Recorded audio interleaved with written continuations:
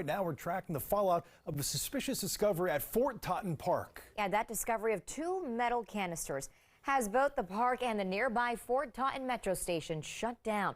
Our Daniel Hamburg is on the scene right now. And Daniel, what is it about these canisters that's prompting such a big response? And we can see that active scene still behind you. Well, Tesmine, first off, we have seen some of the crews here packing things up. We don't know how much longer crews are going to be here at the moment. An ambulance just left. You can see some of the hazmat crews packing things up here.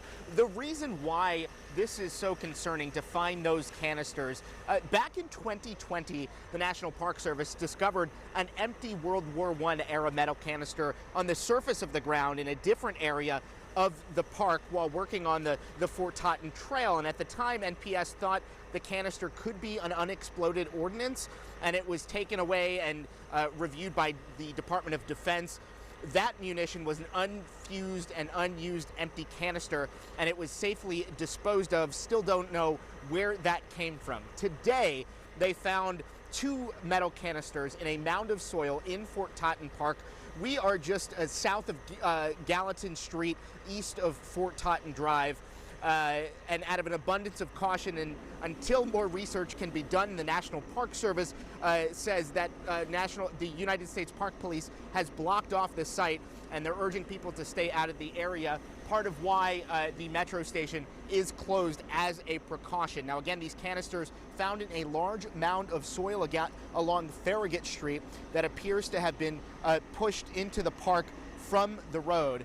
Now, we did talk with one neighbor who says, again, this is not out of the ordinary to find something in this park, and he says, really, this is just part of living here.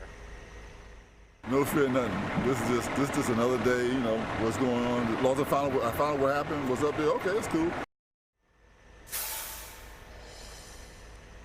Now, the U.S. Army will analyze the canisters and contents at a Marine Corps base, Quantico.